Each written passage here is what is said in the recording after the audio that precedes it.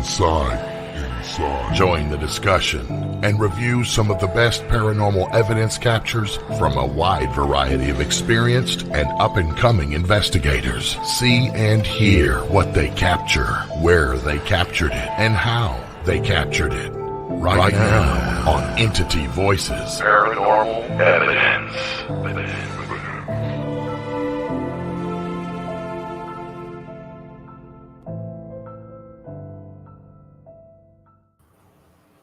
Hello, everybody, and welcome back to Entity Voices Paranormal Evidence. We're all us. We're all here. We're here. Wow. Full house. Nice. And guess what? We have 13 audience watching us right now. Thank you. And you guys will notice something, and this is what threw Chris off, is UNX no longer has that 30-second intro of the old disco porn music. I was wondering where that went because I was ready to start, and there was nothing. So now we go straight to the EVPI intro, which threw me off. Sorry, that was my fault. They did send an email. I forgot to forward it. Sorry. All right. That's awesome. Bastard. And the email said that we are no longer going to be requiring you to use 1970s porn music for the opening. Because how do I miss that? I missed that stuff. That's funny. Hey, Jen. Mary Beth. Hi, everybody. Hello. Hey, Jenny. Jenny. Whoop, whoop. She's that podcast lady, Jenny Colucci. She is. That podcast, she's with that podcast And Miss cannoli Mary guy. Beth, And she's all over the place. and Love that. that Kim lady that can Uh-oh. predict the future and the lottery numbers. Yeah. That was Hey, pretty good. 305. 5. You bye, Armando and Jenny. Yeah. Hello. You might be seeing them on the show here in a little bit, in a couple of Hopefully. weeks. Hopefully. Seekers Chronicles was good. Kudos to them for their launch. They picked 2 excellent guests to launch the show, Chris and Audra, and the show was great. It had great guests. They had good chemistry. The way they organized and structured the show with the format that they were trying to accomplish, I think they accomplished. Mm-hmm. Yeah, they did a good job. Yep, Awesome. they did a great job. Yeah. And We enjoyed watching. the concept is fantastic, and the way they structured it's going to do nothing but get better. Yep. Yeah, Yep. Yeah, that was really nicely done. very Yep. nice. They did a great job. What'd y'all do last weekend? We celebrated his birthday. Let me Oh, guess. yeah. It's on the board behind you. We celebrated a month late, or I more know. than a month. Dylan's 18th birthday. Schedules were Happy settled. birthday, Dylan! I Again. know, So Dylan. we went ghost hunting to La Posada Hotel, which was good, but they wouldn't let us into the basement, which we weren't thrilled with. But it was still good. The time spent together, we had fun. It was good. He enjoyed it. Yeah. Cool. That's cool. Yeah. Yeah, it All was right, good. Gonyak, what'd you guys do? We were up in Massachusetts, All right. in Fairhaven at the Mass Paracon, which was really cool. It was nicely done, beautiful area right by a marina. And hey, James, and it was fun. We got to spend time with a lot of friends, and it was the scheduling was odd. They had us speaking Friday night to lecture, and then because of traveling and traffic, we didn't know if we'd make it. So he goes, "Don't worry about it." Sam Baltruzza said, "Well, I'll put you on Saturday if not." So he put us on Saturday night at 10 o'clock To to lecture. lecture, and they were starting the investigation and splitting the group. I guess some would go to this other location to investigate a really cool looking place, and then other people would, I guess, stay back at the hotel for us. So I'm like, all right, well, that's cool. We'll have some people. It'll be fun. The room was full.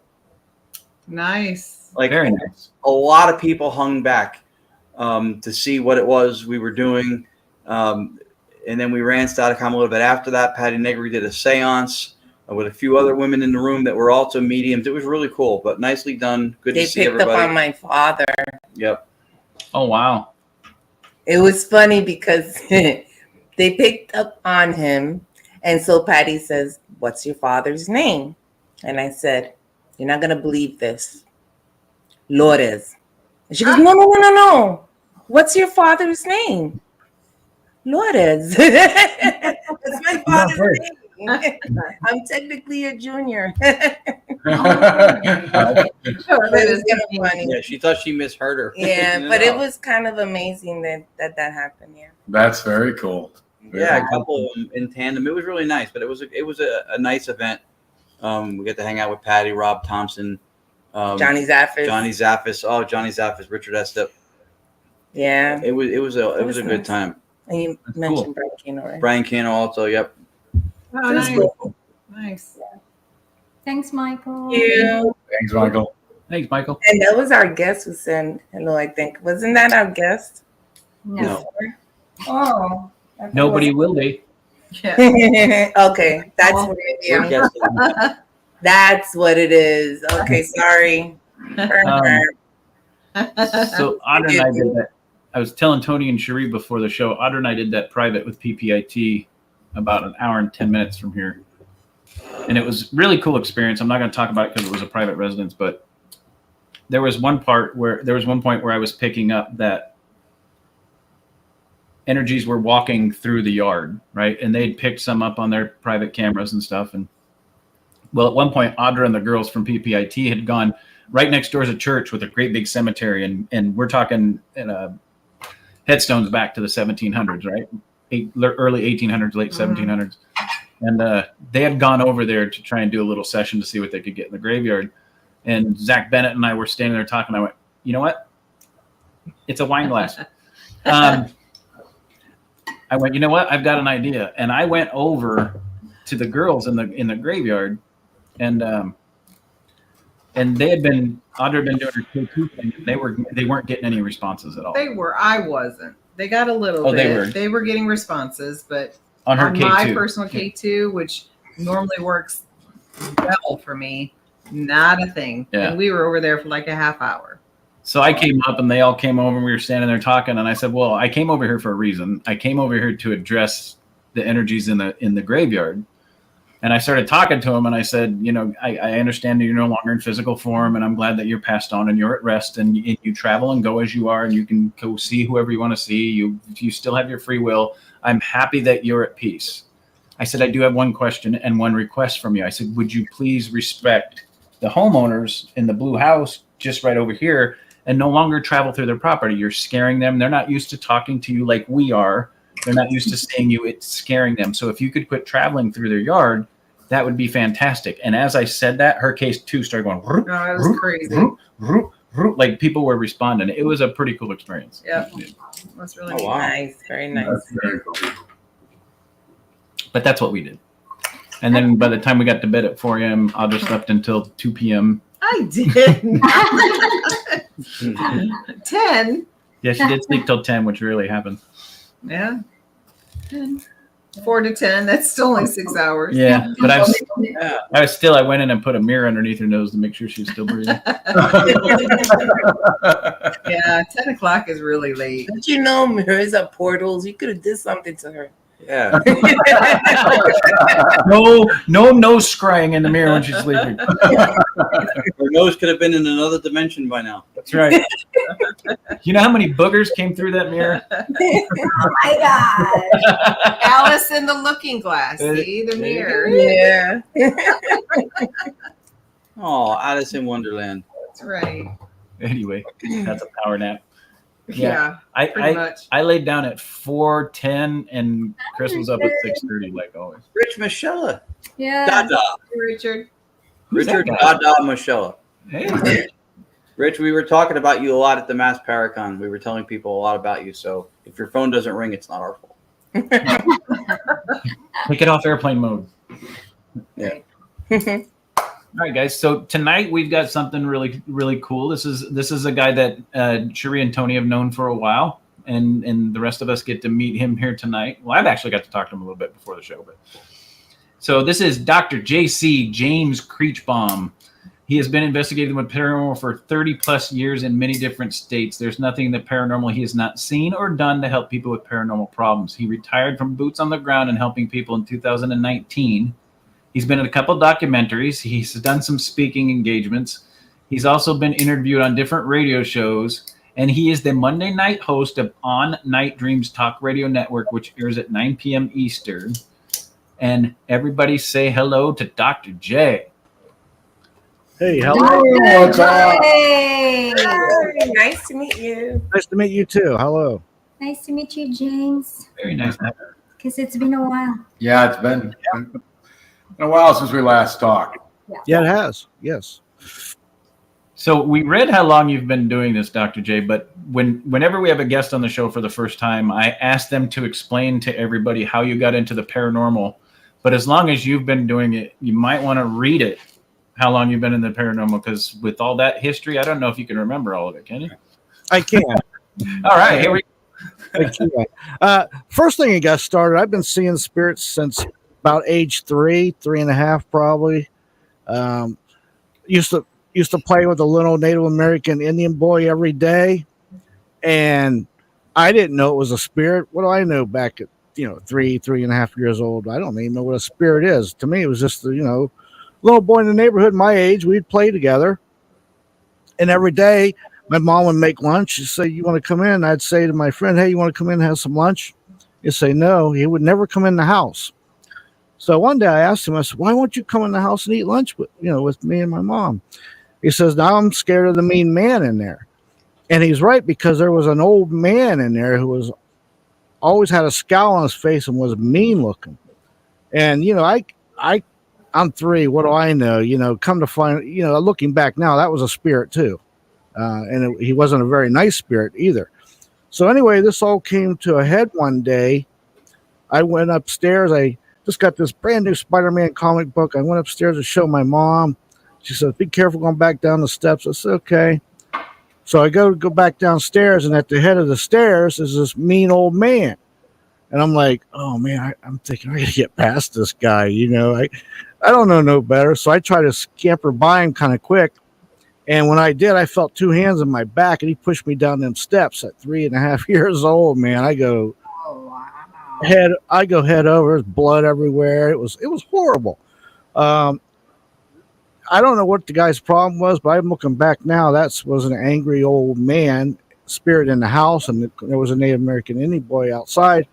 But thankfully, a couple of weeks shortly after that, within a month, we moved out of that house. But that was my first experience looking back into the spirit world. Kind of a rough one, actually. Yeah. Well, did your mom know then? Because if she asked to be careful on the stairs, sensitive, or my parents was a different generation. I'd look back now. She knows I play with because I talked to her. I think she probably know, but she would never admit it. Different generation. There was another time too. We had like what they call a wall pocket. It was on the it's like a holds like flowers. It sits on the wall, made out of ceramic. And the way it was on there, it was like nails like this, and it can't come off of that hook. You have to pick it up. So I'm sitting there playing one day, and it come up off and crashed on top of my head. I still got the scar on top of my head where I had to get stitches. I think that was the old guy too, to be honest, but he didn't like me for some reason. But that was my first experience into the paranormal world. Looking back, yes, it was, and it was a rough one. Those things stay with you. Believe me, I still think about that angry old man. What was his problem with me? I'm 3.5. What do I know? Right. Gio wants to know if you've ever gone back there since. No, I never have. Matter of fact, I think that house is tore down now. Honestly, but yeah. But there was a lot of, I don't know, there was some kind of history in that house. Obviously, there was an old man there that didn't want to leave. But no, I never went back. Wow. Nope. Wow. Wasn't a fan of plants either, apparently. Yeah. So I mean, know the history of the house, or never got the history or anything. I just one of those things that I just soon to forget it. I probably should. I've thought about doing it, but I just never have. Never got the history of anything. No. So since then, have you ever seen other apparitions or anything like that? You have? Oh yeah, many times. Matter of fact, I used to help people with paranormal problems. So not only would I help families, but I would help investigating teams too, because sometimes they'd help families, and there would be something there that might not have been what you call human spirits and other things. So I've seen things that you can't unsee. Believe me when I tell you. And yeah, I've seen a few spirits. Matter of fact, I seen in the Bel Air house. You ever see the movie Insidious? Yes. You ever see how that spirit woman had that scowl where she was like just looking straight forward? I seen a spirit of a man that was doing the same thing. If you go into Bel Air house at the very top, before you, the first bedroom to the left, there was a guy standing in there that was just doing that. I was like, I looked over and I said to Melissa, who was with me, I said, "Do you see that?" She goes, "Nope, I'm not even looking." She just kept going. So we kept going. But I don't know what was up. There was a smell too of like smoke in that room. I don't know if he was a smoker or something, but Do you remember when we were there and what's their names? I can't remember. Stayed in that room and they're like, there's a smell in here. It smells like something's burning. Yeah. Oh, you know the room. You know the one I'm talking about. Yeah, we've been there. I know exactly what room you're talking about. It's a different room that we were. We spent the night at the one at the end of the hall. Yeah. But the first one on the left is the one they stayed in. And they said, they're like, there's something burning in here or something. I'm telling you, there's something burning in there. You're right. I couldn't figure it out. But yeah, I've been to that place probably 4 or 5 times over the years. And it's never, there's always something going on in that place, I'll tell you. Yeah. And I agree. Hi, Kristen Lee, if she's watching. I don't see her. No, I want to say hi. Awesome. Dr. J, tell us a little bit about your show. Okay, my show, it's on every Monday at 9 p.m. Eastern, 6 p.m. Pacific time. And I bring guests on. Some of them are very well known. I heard you talking about Patty Leggery. She's been on my show. I've had Lori Johnson, Dave Schrader, Brian Cano's been on my show, Daryl Marston, Brian Alvis. I've had a lot of well-known people on my show over the years. Tony and Cherie. Yeah, you guys are due to come on pretty soon. That's right, as soon as I get my other computer here. But yeah, I bring them on now with the hopes maybe something the guests may say that might help somebody listening. Maybe they won't do something that will cause them a lot of, headaches. Thomas Patrick Gormley. We just saw him up at the Mass Paracon, as well as Brian Cano. And we got off the phone with Daryl Marston like an hour ago. Yeah. Nice. Yeah, and then I was just talking to Johnny Zaffis and Brian at the in May where they were at the old Mansfield, the prison there. Oh yeah. Talking to them for a while and hung out and got some pictures and things. But yeah, always good to hang. To talk and reminisce with those guys when I see them. I don't get to see them too much except in the Paracons when they're around. But and speaking of prisons, you guys I'm sure have investigated prisons, and I've been to a few of them from West Virginia, the one in Ohio. But of all the prisons I've been to, the one that stands out the most is Eastern State. I don't know what it is about Eastern State and Pennsylvania. It's in Philadelphia. But just going to it down Interstate 70, going eastbound, you can see it from miles away, and it's just like beckoning you. It's like the closer you get, the worse you feel. It's just horrible, that place. I don't know what it is about that prison. I've seen a lot of stuff in there too, dark stuff. Yeah, it's just thinking it's unusual the diversity and experience that people will have. Of all of the places we have been over the years on both coasts, that was probably the least active spot that we had experienced was at Eastern State, and we know that's contrary to what a lot of people say. But for us, and we weren't doing Staticom at that time, so I should probably bring that up. But describing how you felt beforehand, right? That's what you said. You felt like we felt that instead in Hinsdale. So sometimes that makes me think, is it because the location is haunted, or is it because certain people, if it's around us all the time and it's just that certain people bring up certain things? I mean, I don't know. Well, you know what I think too, because I've been doing this a long time. And I got this theory that people have what I call spiritual baggage. So you've got all the, like Eastern State or any place that has people come in by the droves, they investigate. Who's to say they're not bringing something with them, and it might stay there. So now when you go, you're experiencing something somebody has never experienced before, and vice versa. Yeah. And I think that may happen. I don't know, can't prove it, but yeah. When we went to Eastern State, somebody took all the baggage. You really didn't. It was like an airport that wasn't open. The only thing that happened was like a couple of blips on a REM pod, and that was it. It was But nothing.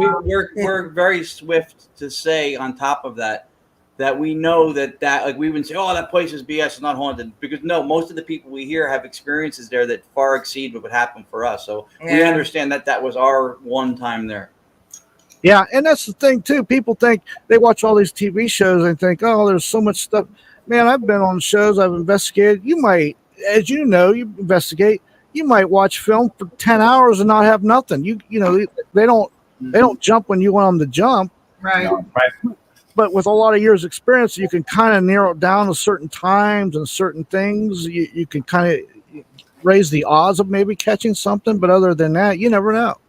Yeah. No, true. Yeah, it's a factor outside of anyone's control. It either happens when it happens, Right. You may want it to happen. There's no control over it on our part. So. How many times there was a few times we went into the Phelps Dodge Hospital and the four of us were investigating. It was like, God, I'm not feeling anything. I'm not getting anything. This place is literally dead tonight, right? Yeah. No pun intended, but some and then of we those get home and listen to the recorder, and it was like, Jesus, that was the most active. right evidence after evidence after evidence on nights you're like, and nothing happened. Yeah, but during the investigation, hell, we could have took a nap. It was like, Exactly. Yeah. And, you know, people too always talk about equipment, which I have nothing against equipment. I use it. But sometimes the best piece of equipment is your own body. Honestly, seriously, for me anyway.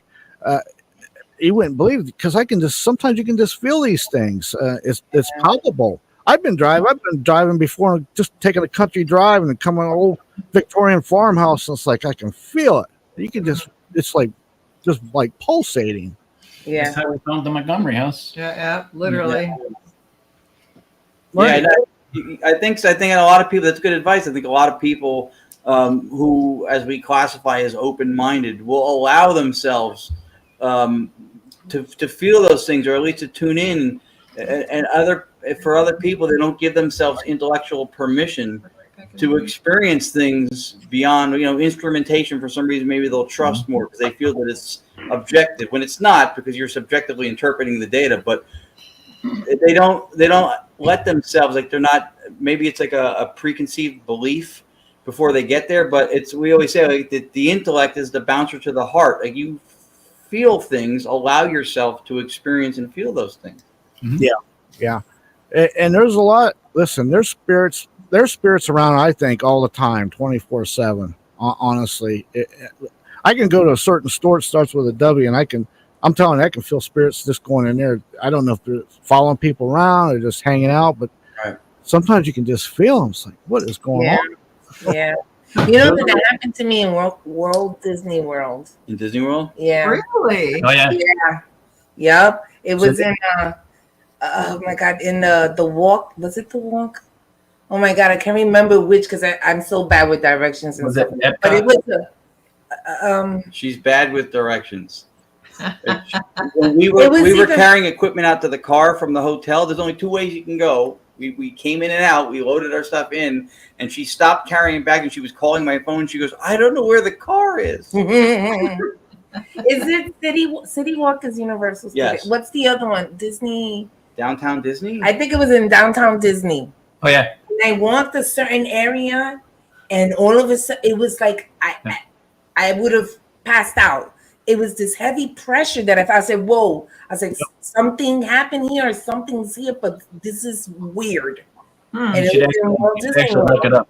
You should actually look it up. Downtown Disney World is it's known to be haunted. Yeah. I did look it up, but to say sometimes you feel it. But you have to allow yourself. That diversity exists. Like I saw Raul from Tower a minute ago posted that he had that hot and cold experience at Hinsdale, and Hinsdale is notoriously active. Yeah, there you go. And so to have a blank slate at a place like that speaks to what we're talking about. Yeah. Yeah. Very Yeah. good. That's a good question for the doctor. Yeah, there's a lot going on. Listen, you never know where you're going to find spirits. That's the thing, honestly. And people buy. Listen, I used to help a lot of people. They would buy an antique. Wouldn't even be an antique.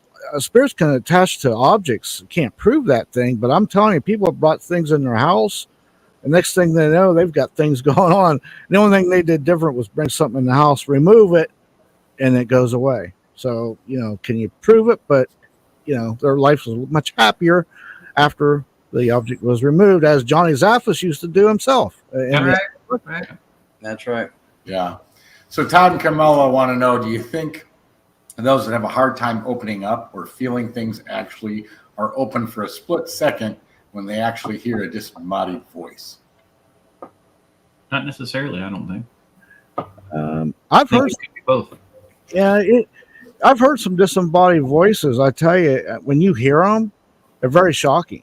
I've heard a few in my life. Matter of fact, one time, about 20 years ago, I had split up with my wife at the time, and so it's been a few months. So this lady, she said that I knew, she lived up the street. She says, "Hey, I want to take you out." I said, "Oh, okay, sure." She said, "There's a haunted." Yeah, okay, and she knew what I did. She said, "I want to take you to this haunted place. You can look it up. It's in Dayton, Ohio. They call it either Witch's Castle or Frankenstein Castle. It's this old stone, looks like it's a round thing like this. Looks like the corner of a castle is what it looks like. It's kind of on the edge of town in the woods." So we get there, and it's just getting dark. I walk up the place. She's behind me, and we just get up there, and out of nowhere, just somebody's voice. There's nobody there but us. This voice says, "Get out," like real guttural, like "Get out." I can't even do it. It was so deep. And I was like, "Whoa." And I turned around to tell her, "Did you hear that?" She was spinning out, tires gone. She'd done left me. Yeah, that's a true story. She left me. I had to walk home from that place after she left me. There was something, "Get out." I was like, what is going on here? That is hysterical. Oh my. It's a dating app, gamesetmatch.com. Game set match. I didn't get. She didn't even tell me. Obviously she must have heard it because them tires were spinning on that pea gravel. She was gone. That's funny. See, I think that okay, something happens, obviously. So if you're a skeptic or someone that's not that open, something obviously happens in order for them to be able to see something or hear something. And how can we describe that? I guess you can use the word open. Maybe something happens that opens something up. I mean, but obviously something happens. Yeah, I think the only, and I agree with everything you said, Lourdes. The only differentiation I would think that I would make between someone like Chris and Audra, or even you at times, Lourdes, who has the ability to pull it from, be porous enough to bring it in, to get sensations and feelings and imagery. That to me is the openness that we were referring to. Whereas in the case of direct voice, now you're talking physical sound waves that the human body can hear. So to me, it's a difference between like them sending Chris a message or Audra a message, which doesn't require changes to the physical environment, whereas a direct voice is an absolute sound wave going through the atmosphere that anybody with human ears can hear. So I think that probably, maybe when they do that, they know, okay, these people aren't picking up anything. We got to try something else. It's a waste of time. But for people like Sheree and I, that's why we build equipment, because we don't have those abilities. If we do, we're unaware of it and haven't put enough time in to even try. So we have abilities, but it's different abilities. Correct. Well, in disembodied voices, I've heard a few, but that one, and there was one other I can remember very well. The other one was a few years ago. It was it was still an active firehouse, volunteer firehouse in West Virginia, and it was on the weekend, and the firemen weren't going to be there. So me and this other guy we was going to go there. We was going to investigate some woods. That he knew the fireman. He said, "You guys can just stay in there. Nobody's will be there." He said, "We think it's haunted too." And he was like, "Really?" He said, "Yeah." So anyway, he didn't think nothing of it. So he says, there's a restroom, but the restroom was locked. And it was one of those kind of doors that you either had to have a key on the outside to unlock it, or if you was an inside, you turn a little knob, you can unlock it. Okay. But it was locked. So anyway, he says, "I'm going to go up to the store, be back 10, 15 minutes. I'll be there by myself." I said, "Okay, no biggie." So he's gone about 10 minutes later, I hear this disembodied voice. I mean, like somebody was standing right here, said, "Is that your car?" And I was like, I jumped because I thought he'd snuck in on me, and was trying to spook me. There was nobody around, nobody in the whole building, and it was plain as day. Like, "Is that your car?" And I'm like, "Oh, So then I was like, boy, I'm like, I'm gonna go to the bathroom after that. So I go to that bathroom. I was thinking, oh no, it's locked. As I'm reaching for it, I'm thinking it's locked. The door opened on its own. Okay, this bathroom door opened on its own. It's locked. It should not open. And I heard noises in there as I'm going toward it also. I look in there, there's nothing in there. So there was no animals in there, how that door opened, I have no idea. When he got back, I told him everything that happened. He goes, "Why does everything happen when I leave?" I was like, "I don't know, but you should have stayed here." But we got some EVPs that night in there, and even in the woods there was some too. I don't know what's going on. It was along the river, but I think that place just had a lot of history of some battles and some stuff going on the land. You know what I mean? And then you add the moving water to it. Yeah. Oh, yeah. The Ohio River. Yeah, it's big. I have an important question. Did you get to use the bathroom? Yeah. I got to use it after the ghost opened it up for me. It was nice of him. The bigger question is did the spirit wash its hands before it left? That's a good question. Yeah. Well, the toilet does have a sensor on it to flush. So. Yeah, that got my attention real quick when that door opened. I was like, "Oh my goodness!" Right after the urinal. Yeah, right. Yeah. Quick shout out to, because we have Reeve from the Philippines, Arjun Sardi, who's, I think she's in I forget where she's from, but she's over on the Asian continent. Rachel Hughes from the UK, the Boo Brothers Lee also from the UK watching. So our audience is coming from more than just the States, and for that we are very, very grateful, and it's very nice to see all of you show up. Yeah. Thank you. EVP's International, y'all. Yeah, and a good show to come, because Dr. JC brings some interesting stuff to the table for us to talk about. So you show up. Okay, Rick, we don't advocate that, but Eyes in the road, please. especially in the Philippines, it's dangerous enough without watching while you're driving. A lot of stuff. Of 30 plus years, I've seen a lot of stuff, because here's the other thing. I kind of like specialize. So people or families or teens would call me in to, try to evict something that was like really bad. And when I say bad, I'm talking, if you could think of it, it was bad. Right. And so one time, my last 3 cases I did were probably the worst 3 of my life. They were just horrible. One of them was featured on a show. I don't know if it aired or not. It was on the show Haunting. A haunting, I think it was. So anyway, go to this house, and there was definitely something really bad there. I seen it with my own eyes, and the homeowner guy, he's seen it too, but he just seen the backside of it. But anyway, I got this thing figured it was cornered in the attic, and the attic was the only way to get in this attic. You had to go outside the house and get on a ladder and climb up a roof that had like a 45-degree pitch, right? And they had a piece of plywood. He had to take off the screw gun, and you go in. So anyway, we're up there. I thought for sure, something's going to push me off the roof. This is going to be a great night. I can just see it coming. So anyway, he takes it off. He says, "Don't worry. There's a light bulb in there. When I'll turn on the light bulb."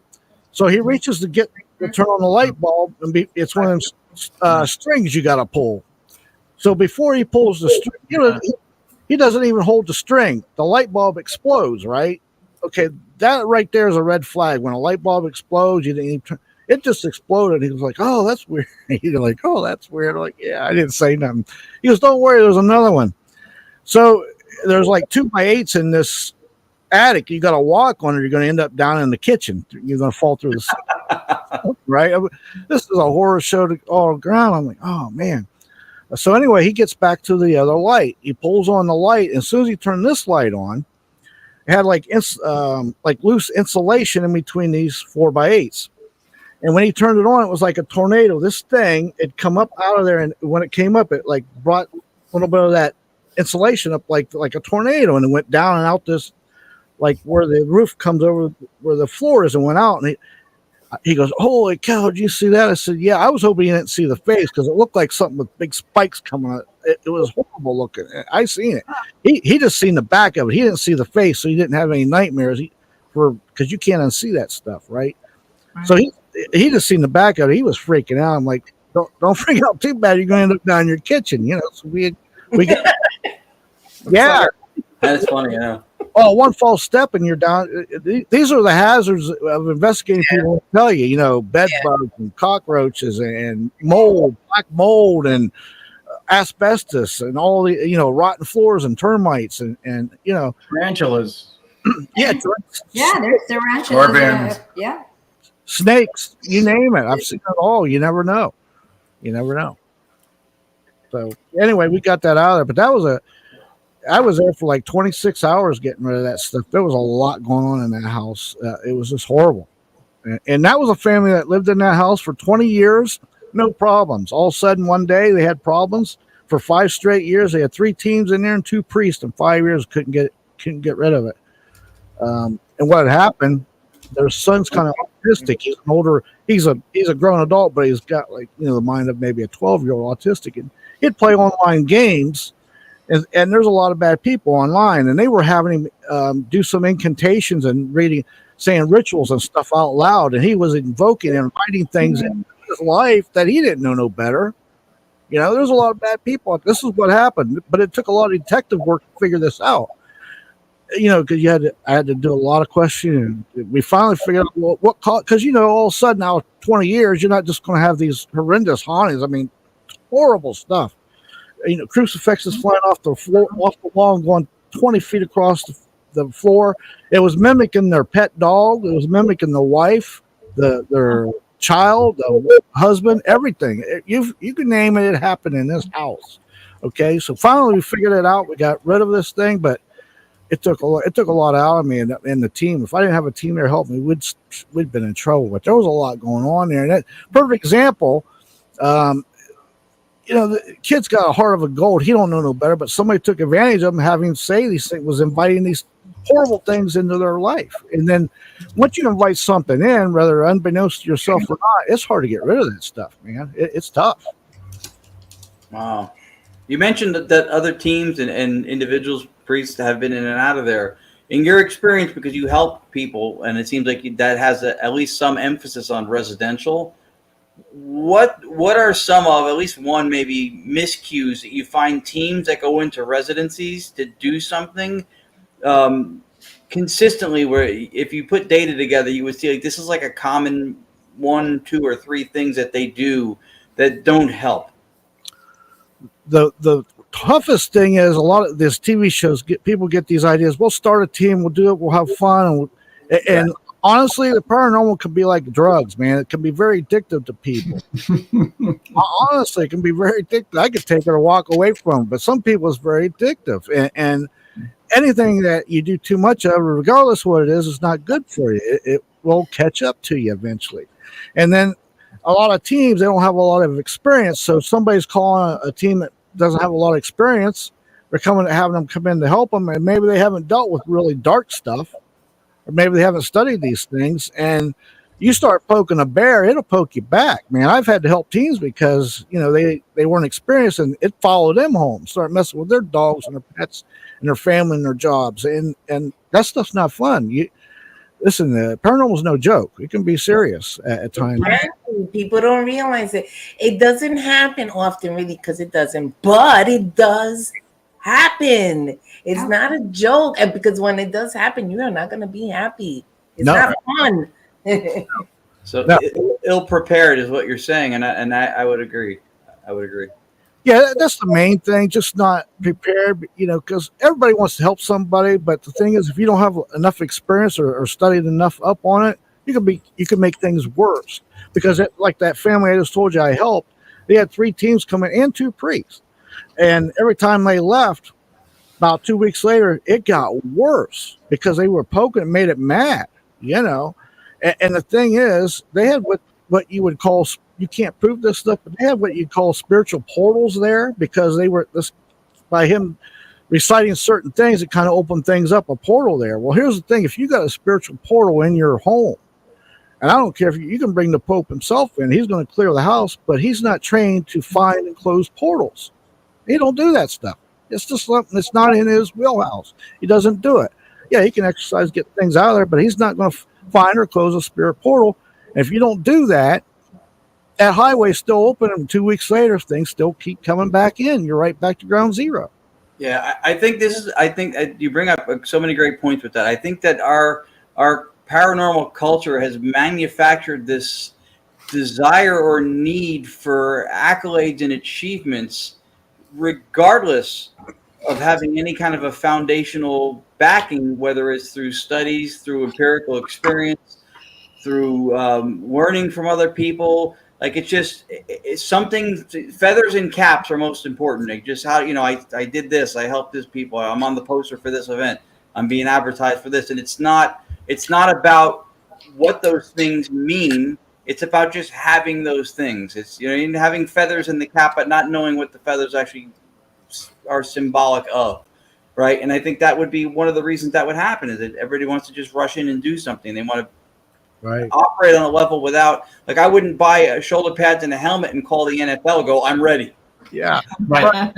Right. And even I studied for years this stuff, and then even when I started helping people, I didn't get online or nothing for a long time. The only reason I did finally, I battled with it for years. The only reason I did it, I knew I could reach and maybe help more people online eventually, so that's why I did it. But I didn't accolades and all that stuff. When you start getting your ego involved, then your ability to help people, honestly, I think goes down. Yes. So James, I have a question. Go ahead. James, I have a question. So what's the difference between investigation before at your time, like 30 years ago, to present? Yeah, that's a good question. Things have changed a lot. First of all, 30 years ago, back in the 80s, when I started doing it, and I did things you should not do. First of all, I investigated by myself, which I don't suggest nobody do that. Okay. But I used to do it. So I wouldn't do that. But things have changed because now it seems like everybody's psychic. Years ago, nobody. I knew you were going to say that. Did you notice that? Did you notice that? I do. Everybody's psychic now. And listen, I've been seeing spirits since I didn't tell nobody. I kept that stuff on the download for years, and because things have changed. If you told somebody, oh, I think I just seen a spirit, they'd look at you cross-eyed, like, what's wrong with you? That's so funny. Don't you think that's also culturally manufactured because of the media celebritizing of things? Because shows would cast people. They go, this is the tech guy. But that guy would be stifled by an Etch-a-Sketch. That's not a tech guy. This is the tech guy. What's he do? He carries all the shit in. Yeah. It's true. Things have changed so much in the last 30 years. It's mind-boggling. And a lot of it is, and I've been on a couple of these shows, it's these TV shows. They have directed the narrative of the way the people think and about the paranormal and what they do. And that doesn't always mesh well with reality, honestly. Right. Not at all. And you can get certification online to be just about anything. Everything. Yeah. And it's funny that you use that word because these shows are classified as reality shows, aren't they? No, very good. Yeah. That's a brilliant point. And so people think it's like all this stuff is like the way it is on TV. So if we take a step back, I gotta excuse myself. Yeah, please leave. I'm kidding. If you look at how the culture in the field has come, and you've been in it a long time, so you know better than all of us. But the institutions of religion, like the Catholic Church, has protocols and steps to vet the authenticity of an exorcism and things to go through before they get to that point. So if you have that kind of a problem, you think you need an exorcism, you have this rigorous process to go through in order to get to where the help may eventually be. Or you can call your friendly neighborhood YouTuber who dances with demons every 2 episodes. Yeah. Very true. There's a catch. Read the book. What? Yeah. Yeah. There's a catch-22 there on both fronts. Number one, some people, if you had to wait 2 weeks to a month before they analyze and do investigations, figure out you might need help, you could be dead by then. Right. That's one catch-22. The other catch-22 is this stuff's no joke. You need to do this stuff. But if you got somebody that can do it individually, that doesn't have to go through a system or a corporation, and they're qualified, that's great. But like you said, there's a lot of these YouTubers out there that will do it. They just want to get some clicks. And listen, they're jumping in the deep end of the pool along with everybody else. And the person that's going to pay for it is the person who's asking for the help, unfortunately. Right. Yeah, how ironic, right? Yeah. Well, part of the problem is it's so sensationalized now that you've got those people out there going, dude, that would be so cool. Let's do this. Yeah. And they don't realize that, some of the stuff you see on TV is not necessarily a joke. No. This is actually more real than you guys expect it to be. And we talk to people, ask us all the time, what's the best piece of advice you ever get? And what I tell people is, if you're not prepared to see something that's going to scare the shit out of you, then don't do it. Right.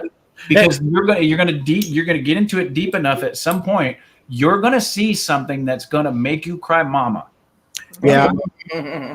And here's the other thing: if you're calling somebody to come in and help you, you've got to be fearless. Like, you wouldn't go to a doctor that is afraid of blood or would pass out on the side of blood, right?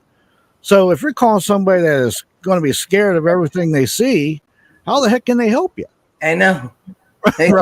Right. It's true though.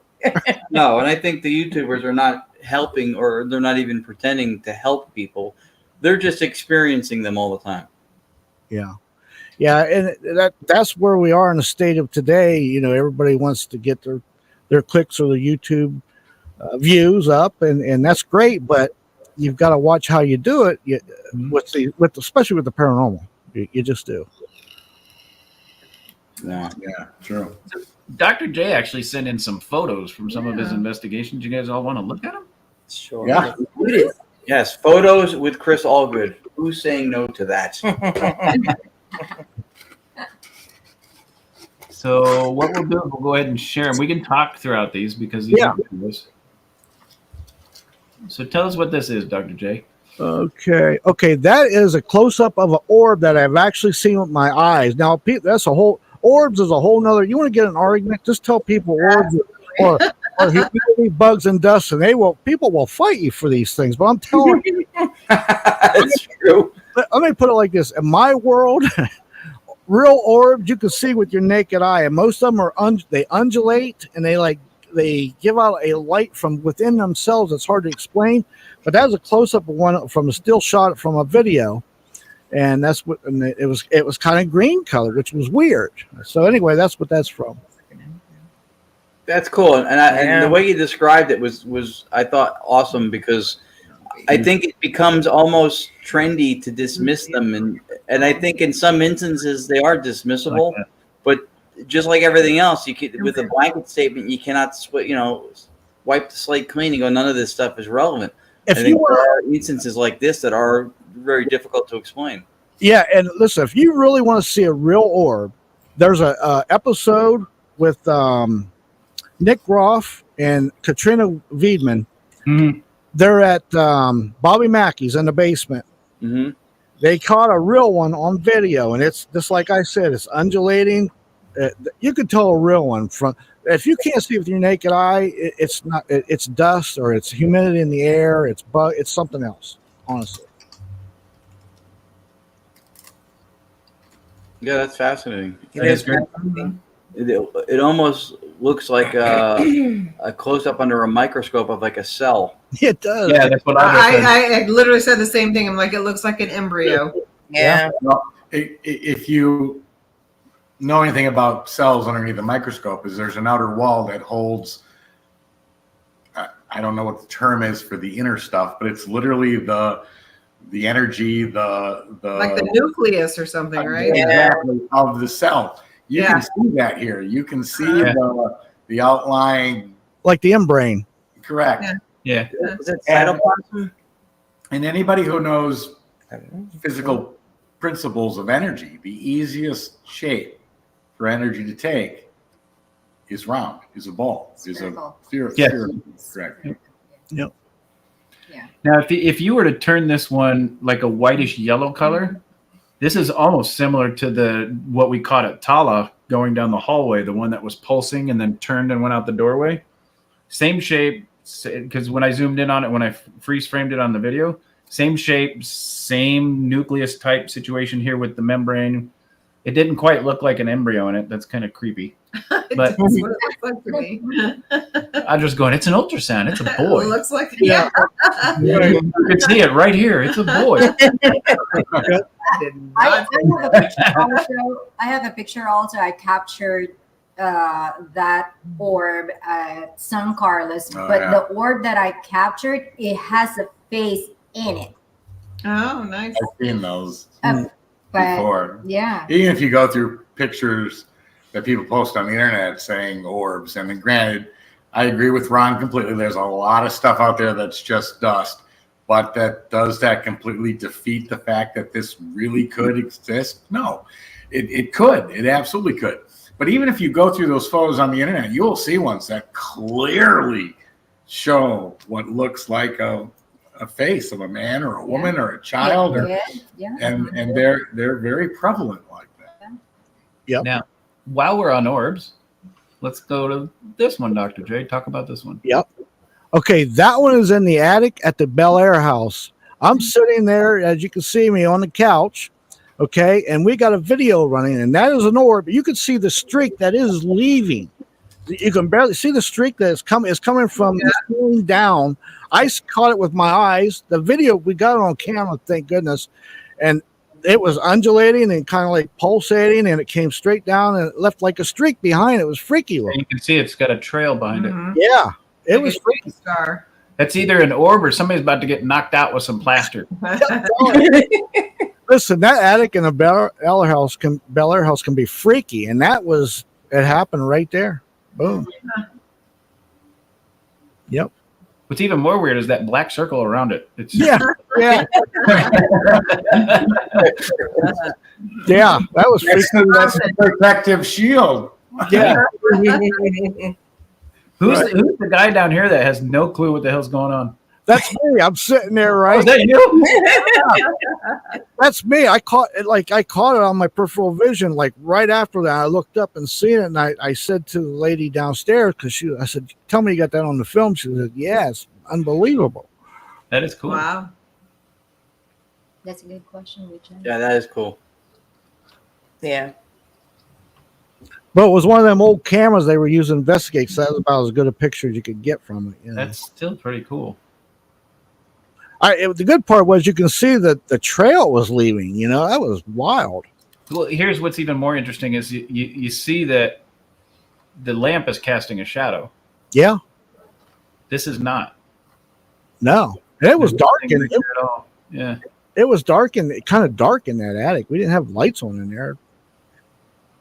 So, judging by the shadow of the lamp, whoever took the picture was standing off to this corner here. Yeah. And So it's kind of an upward shot of the flash. yeah. So, this should have casted a shadow up into this area onto the ceiling, and it's not. Nope. Yeah. And it's not any shape that would be relatable to like a bug or an insect or anything by any means. And that's a big ass bug if it is. Yeah. Yeah. It was about the size of a baseball. Oh, wow. That big, huh? Yeah. Oh yeah. Yeah, the only thing that would be relatable would be a bat, but it wouldn't reflect like that, and you'd see a set of wings somewhere, but no, you don't see that. And it was moving real slow. It was just maybe just real slow. It wasn't fast at all. That's pretty cool. All right, talk to us about this one. Okay, that one. Something followed somebody I know home. Followed them home from work, of all places.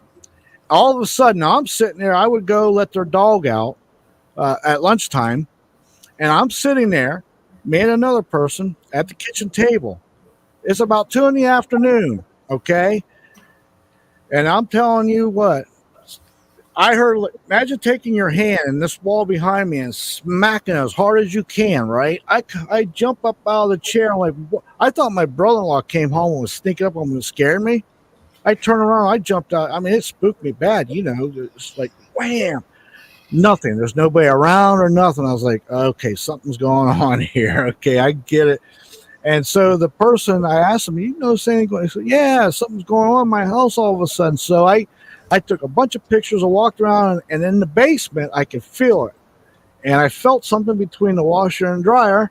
I took a picture, and you can see like energy. See the energy between there? It looks like a pumpkin face or something. It was like circulating, like some kind of energy. It was there. You can see it, and that's what it was. So I kind of, I kind of sent them on their way back out of there. Somebody's saying. Yeah, speak.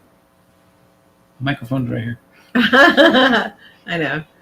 I was just saying it almost also, I see the pumpkin face that you're talking about, but it almost looks like somebody's turned around and hunched over, and you can just kind of see the top of their head and the back. And that's the way. That's what I thought. To me, it looked like a spirit trying to hide between the washer and the dryer. I thought it was a unique picture. Anyway, I got him out of the house. Everything was quiet after that. But it was just one of them. He wasn't a bad guy or nothing. Just it just followed somebody home and lost. Yeah. They were just so. Yeah. Now we all know who takes that one sock. Yeah. This son of a bitch crouched right here in between the washer and dryer. Well, that makes perfect sense because they have a couple of mine just from. Give them back. That's funny. Yep. All right. So now let's talk about eeny, meeny, miny, mo. Trying to make me dizzy. Yeah. I know. Okay, that one again. This was a whole nother night about a year later in the Bel Air house attic again. And if you notice, it looks like there's a spirit on my lap. Yeah. It looks like an upside down baby to me. Goodness, yeah. Seriously, see the head. I know. The leg, the See it, I foot. can see it. See the foot? Yeah. Now here's the weird part. There's nothing on my lap, but here's the weird part. My friend Melissa, she had one SLS. You know what those are, right? That it's stick figures. It gets on the film if there's supposed to be a spirit there. Well, she was saying, looks like there's a spirit on your lap, and at the same time, I'm feeling like cold right on my lap, and she took a picture, and it looks like something on my lap. Yeah. That is way cool. Where was this at again? Bel Air house attic. Is about a year later from that orb. Yep. Wow. That is way cool. That is way cool. That's Audrey interesting. sees a dog. I see an upside down baby. Yeah. It's definitely something there. I mean, there's something there. Yeah, there's some kind of energy there for sure. I could feel it. Mhm. Or it was starting to manifest or something, and it's just a blob of. Always something going on in that attic when I go up there. Always something. Huh. It almost looks like there might be something back here too, but that might just be distortion and pixelations. Well, Yeah. I have a question, James. What kind of couch is that? It looks like? Yeah, what are you sitting on? Yeah, it looks like to me, it's like the armchair, like with the molding on the side. That is a little like a two-person love seat that I'm sitting on. Because you can see on the top of his head like this. It's kind of like vintage couch love seat. Oh, here? Yeah. Victorian. Victorian, yeah. That might have been the reproduction Tiffany lamp back there behind me. Oh, gotcha. Okay. And this is something we found in the barn, y'all. We needed a coffee table. Yeah. Found some 2x6s, threw that shit together. That's pretty cool, though. Yeah, that's awesome. I'm saving the one for last. I like this one. Talk about this one. Okay. Ooh. That one there, let's see, October 18th of 2018 at 10:30 at night in Medina, Ohio, cemetery right in the middle of town. There was a ghost walk earlier. I knew the lady was walking it. It ended at 10. I thought I'd hang around a little bit because supposedly there was a spirit of a caretaker that still hung out in this cemetery. So I thought I'm going to hang out a while, see if I can catch some evidence. So I kind of seen him. I thought I'm seeing him by this tree. So I thought, you know what? I'm going to take 3 quick pictures, stand still, boom, boom, boom, boom. Took 3 in a row. Didn't think nothing of it. I go home, I look at them, and the middle one, that was pretty much what best picture of a spirit ever caught. Wow. Yeah, That's what it looks like, awesome. Mary Beth. Yeah, this guy died in the blizzard of '73. Still standing there today. I believe the history showed it was a caretaker of that cemetery in the 1800s, late 1800s. Oh, wow. He's a big dude. And there was nobody in that cemetery. It was like a ghost town, right in the middle of town. Nothing around there, nothing. No people, no nothing. And I was blown away when I seen it. It wasn't in the first or third picture, but the middle picture. There's a lot of those cemeteries in Ohio. What's up with you Ohio people and putting shit out in the middle of nowhere? I know it. Where are you from, Dr. J? I'm in Ohio. Yeah. You're in Ohio? Which part? Near Canton. Okay. Just south of Canton. Audra's parents live in Perrysburg, just outside of Toledo. Yeah. Okay, that's way up. We're up in Ohio. We're up there 2-3 times a year. Northwest. Yep. Mhm. Now this one. Yep. This is your last one. I saved this one for last. What do you see? Tell me what you see before I describe it. I see a woman's face. Yeah, exactly. I can tell you. Oh, yes. Yeah. I mean, very distorted, but I definitely see a woman's face. Yes, I see it too. And she's got messed up hair. Yep. Jawline. You can even see her jawline. Jawline, lips, nose, eyebrows. That's interesting. I see Bigfoot. Yeah. Yeah. I see somebody. Right before You see Was the that hair? I see here? Bigfoot. I'm sorry. No, she's pretty. No, Yes, lips. in the front of hair. You are clearly seeing different things. Tony, I see Bigfoot. She's pretty. That's what I'm like. We're clearly seeing different things. But then I see a baby face over here. That picture there I caught in 2019 in Gretchen's Lock, which is in East Liverpool, Ohio. There's an old mill that's about 200 years old. It's defunct, nothing in it. Me and 3 other people was in there investigating. I thought I seen a spirit behind this beam, like peeking out. Thinking, maybe I'm just seeing things. But when I see things like that, or I think maybe my eyes playing tricks with me, I just take 3 pictures in a row. Again, that was on one of the pictures. All I did was add a little contrast to bring it out a little bit more, but that was on the picture.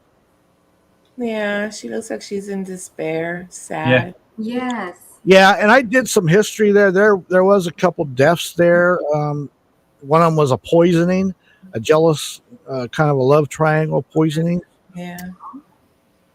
What the fuck is that? Oh. Looks like the mask from Mask. Yeah. It does. The mask from It Mask. does. With Jim Carrey? Yeah, that's what it looks like to me. Literally. I don't know. That may be pixelation, I think. Maybe. I don't know. But that face. Yeah, this is she's pretty very distinct. prominent. And you can actually see like a Yeah. hair coming across Yeah. her face right here. Yeah, that's what I see too. Yep. Yeah, we could probably dig deeper into the stuff in the background, but that's probably just distortion, and we're getting pareidolia there. But this is not. No. Yeah, outline the nose and the eye sockets as you're seeing it, because I think since we're all on the same page. Right here. Yeah. So that's the face, right? So where's the eyes, Right here. and where's the other, right? And then where's the nose?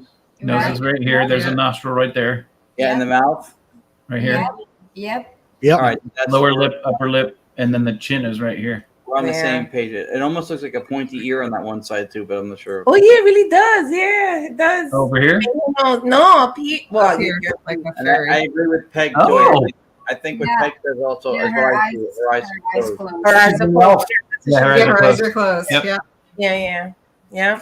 But that does, I mean, I don't know if that's pixelation, but it definitely looks like an elf's ear. It Yeah. does. I just said the same thing, Laura. So like she's like a fairy. She's Well, got a fairy ear. Yeah, and if you look really close, the portions of her face are off. Like her Yeah. forehead is really large. Yep. Yeah. Her nose looks like it has a protrusion right here, like a lump. Then it indents here. It comes back out, and then the lower lip seems awful large, along with the chin. Right. This could be distortion that's part of the process of the modulation to be able to see it. Yeah. In Right. visual ITC, which was done with the video feedback loop, known as the Schreiber method from Klaus Schreiber. A lot of times those kind of distortions would happen, and when direct radio voice pioneer Friedrich Jurgensen passed, the time of his funeral, his friends that lived a couple 240 miles away, their TV switched on, and it switched to a static white noise snow. And then all of a sudden from that emerged a picture, and it's available to look online, of Friedrich Jurgensen. And it looks exactly like him, except like the ears are longer. And now people get older, their ears maybe hang more. So it had some expected kind of distortions, but they were a little bit much. It was, yeah, no, they were very much a likeness of him. Like you go, that's him. But there were some things that were not in normal proportion. I think that may be part of the process when it gets modulated to where we somehow capture it or see it. Because that's what I think is happening in this a little bit with what you just described. Right. Yeah. Interesting, though. Definitely interesting. What's even more interesting is if you look at it on the screen on StreamYard compared to, I mean, we're looking at it this size here on my other screen, but seeing it here on the screen on StreamYard, it's even more clear and not as distorted. Yeah, it's You definitely can more even see her neck. I think you can see her neck. I see her neck. I don't know. Yep. Yeah, right here. Yeah. Mortis, do you see a gentleman in the background, like a shadow? I think I was reading a little too, though. Yeah, no, I don't see that. I don't. To the left or the right of her? Just like literally in the back. So like this is the brim. There's a hat. There's like a cape that kind of like it's like just behind her though. I think I'm just getting a read off of it too. I don't know. Oh, I kind of see it. Yeah. I mean, it could be, look, she's talking about here. You see that? Yeah. See, it's interesting because it can be, I can see it, but I'm not sure if it's pixelation too. Yeah. But it just looks like there's two, like he's in back and she's like right in front. Yeah, I see it. I see it now. I had to like really, but I do see it. I see the hat, and because it looks more like she looks more like an apparition, and he looks more of like a shadow. Yeah. Yes. Yeah. Over her. Yeah. I do see that. Interesting.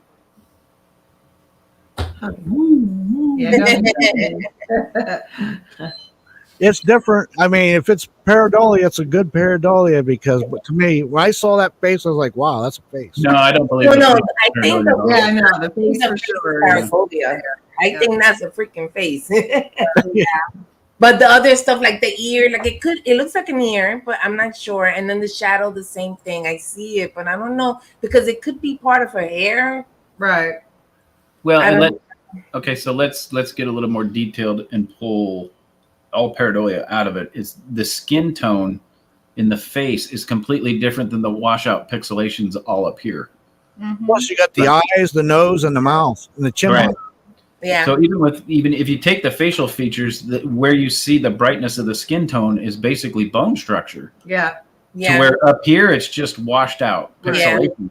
But And here you're actually getting bone structure in the coloration of the photo, which takes the pareidolia out of it. Well, yeah, absolutely. Yeah. I don't disagree that this absolutely looks like a face. Absolutely. But the characteristics being seen as told to us to be mistaken, that is the pareidolia. That would be their argument, is that the things that you're describing as facial characteristics are the pareidolia. I don't think that's what's happening here, but just because it has those characteristics doesn't disqualify it from that. But I don't think that this is pareidolia. No, me neither. No. The bigger way to disprove the pareidolia is how many people in the chat saw the face before we started pointing it out. Right. And you can see her emotion, like, and we all see it, right? Doesn't she look sad? And I think she looks sad or in despair. I don't know. In deep thought, something you can see. Yeah. And the only reason I took the picture is because I thought I saw a spirit peeking out from behind a beam. So I thought, I'm going to whip off 3 of them real quick. I always do that. I used to, Yeah, so you got everybody saying we saw it, we saw it, we saw it, we saw it, which prior to us pointing it out, you get that big of a group. I mean, It's like the Staticom when they say it's warbles. Right. And everybody's seeing and hearing the same thing. How do you attribute it to that? Right. Yeah. Yeah. Right. Fallibility in sensory processing, but and that blade cuts both ways too, right? When all of us see this, they'll go, "Well, it's a mass delusion. You're all experiencing pareidolia." But when skeptically a bunch of people agree that it's not something, then somehow those numbers collectively, as a consensus, matter. And I think that's not fair to the paranormal. I think you can't say a consensus counts in debunkery, but it doesn't count in experience. Right. Now, to go along with that picture, we've got several EVPs inside that old building, and people have seen spirits in there. And there was 3 of us that day with me, and we saw what we thought was a spirit. Green. But we also talk about timing and relevance. You captured a photo of a woman. Did you capture EVPs of a woman? Yeah, that was. It was always EVPs of a woman every year we go to investigate. Always been a woman. Very cool. Whether it's the same woman or not, I don't know. But we've always. We can't prove that. But Yeah. that is all the pictures that Dr. J sent. I used to have a lot more, but over the years, a few ex-girlfriends got kind of spiteful and telephones blowing up and dying, and so I lost a lot of stuff over the years. But those weren't. Goodness. Old girlfriends got spiteful. What, they got jealous of paranormal female pictures? No. Yeah, right. What the hell? I know. I've lost so much stuff over the years. It's makes you sick. But those were some of the better ones anyway that I've ever got. But and speaking of paranormal, of all the things I've seen in my lifetime, shadow people I've seen more than anything by 100-fold. Oh, yeah. Seriously. And I've seen shadow people. I've been driving on country roads, not even going fishing or going home from hunting or just going home from something, and seeing them walk across the road or just all over the place. See them in haunted places. Just I don't know what it is with shadow people. I've seen a lot of them in my day. I gotta tell you guys, before Audra and I started dating, I had never been to Ohio in my lifetime. Right? No, most people are trying to leave Ohio, right? Yeah, right. Well, So Audra and I started dating, and we went back to visit, and we started talking about haunted locations because that's what I do, and I got our Audra involved in it. I've been doing it most of my life, and we started going to haunted locations in Ohio. And I got to tell you right now, you would not think that a place as flat as Ohio Well, see would what have so much stuff, but they do have quite a few. I mean, a ton. here's the thing about Ohio, Chris. Ohio is like 3 different states. If you get east of Columbus, where I live, you got Little Appalachian Mountain. It's completely different than the people on the west of Columbus because it's all flat. The people's different, landscape's different, everything's different, completely different, honestly. And the closer you get to the Ohio River, there's a lot of haunted places. Bel Air House is right on the river, Ohio River. Yeah. Yeah, flat drive. Yeah. Yeah, once you leave Southern Ohio, heading up towards Toledo, man, you get to Columbus and it's flat. Yeah, it's flat. But you wouldn't. Maybe that's why people try so hard to move out of Ohio, because they know if they die, they're going to be stuck there wandering those flatlands. Yeah, right. Yeah. There's a lot going on. Listen, there's a lot of haunted places. If you figure Ohio is kind of like in the middle of the country, and where did most people go? They went west. Well, on the way, it's kind of a third of the way to the west. A lot of people died on these routes in the 1700s. Yeah. There's a lot of battles between pioneers and Native Americans, and Native Americans used to fight each other. I mean, it was a lot of bloodshed. I can't tell you how many times I'd help people with paranormal problems.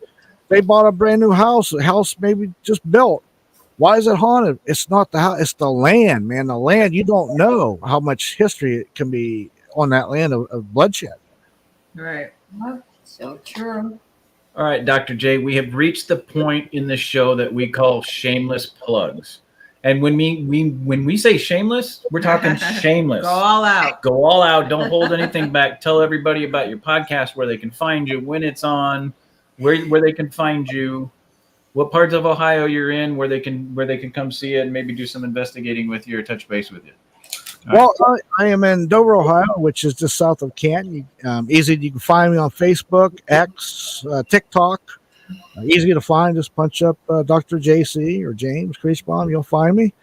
Always investigating. My show is on Night Dreams Talk Radio Network. I'm the Monday host. It's on every Monday at 9 p.m. Eastern, 6 p.m. Pacific time.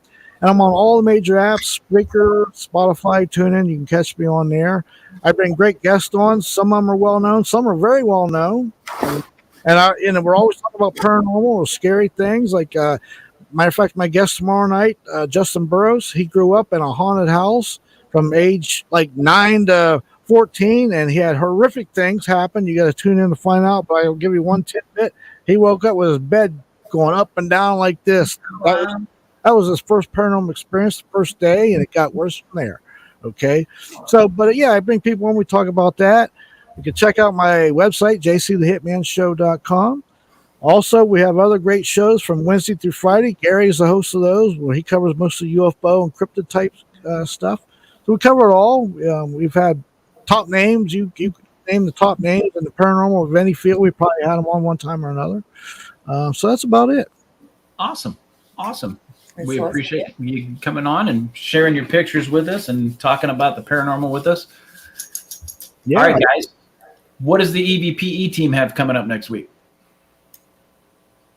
Next week, I don't have anything. Are we off next week? No. I don't even know. We always have to look at the calendar. When Rhonda noticed that we don't have anything, shit's over with. It's what? Do we have anything? Thank you, Lee from Boo Brothers. Thanks for watching. Yeah, I mean, to quote our friend Anthony Seminelli, we don't know where we are. No. But I thought we made plans for something, but no, we don't have anything. No, we have an open weekend coming up, I think, this weekend. We nice. We'll do something. I know it feels like we're wrong when we don't have something. we miss something. All right, Rathmans, what do you got coming up? Well, lots of things, but we are going to consider next weekend free for us as well. Free to get things done in between another slew of events coming up. So. Oh, our event in Sedona. Oh, yes. Anybody in Arizona, if you haven't seen the postings, because I've been plastering them everywhere I can find to post them, but we are doing a live Staticom session. Come in, speak to the dead. I mean, I put that in quotes. We believe it's consciousness, but we're getting full sentence answers from Staticom. If you've never heard it before, it'll be at the Sundance Film Festival in Sedona on November 2nd.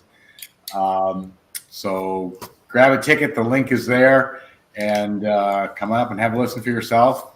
Depending on how big of a crowd, you'll probably get a chance to ask a question or two yourself and answers. So. Nice. Check that out. But, don't forget to book online. And that's next weekend, is it? No, that's not till November. Okay. But the ads are up. November 2nd, Saturday. Very cool. Oh, that's cool. Yeah, if you're around and you make that, I highly advise those in the Southwest to go out and have snacks in Staticom with those Rathmans. Snackticom. Snackticom. I almost called it that. And Snackticom. Sedona is believed to have multiple vortexes. And it's a beautiful area. And it's a gorgeous area. So it would be a great place to see Staticom live. So I think Mary Beth said that'd be a really long drive from Minnesota. Yeah. But planes can do it in 1/10 of the time. Right. Yeah. Audra and I won't be doing anything, guys. You probably won't see me for about a month. I will be traveling for work for the next 3 weeks, and then we'll have a couple weeks off at the beginning of November for EVPE.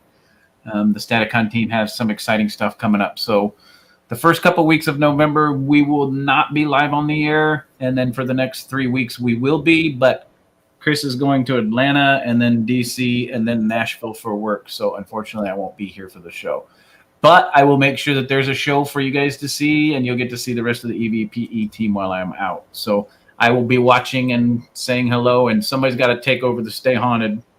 Ron.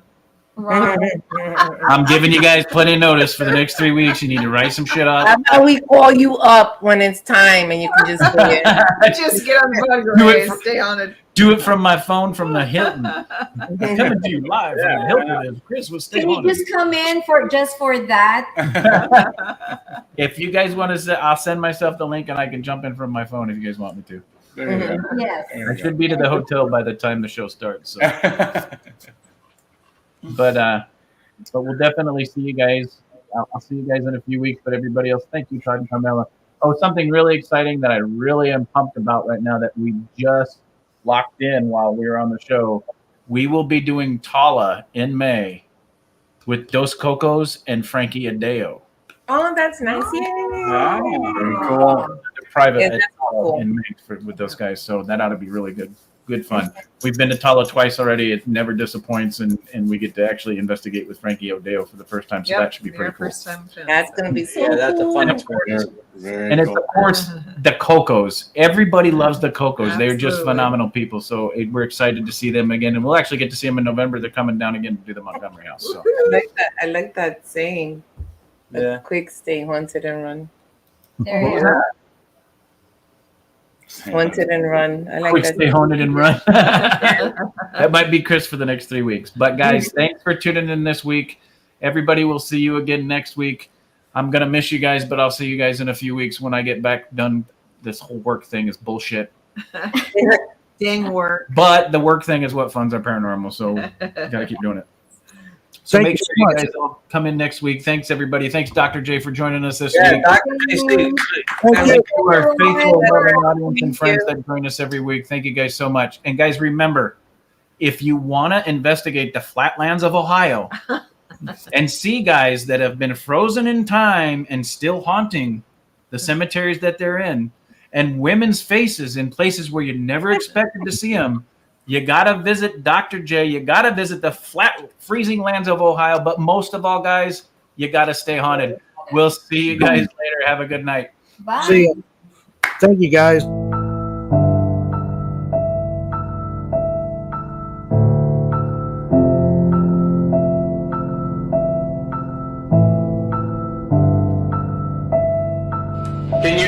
Can you give me a name? What's your name?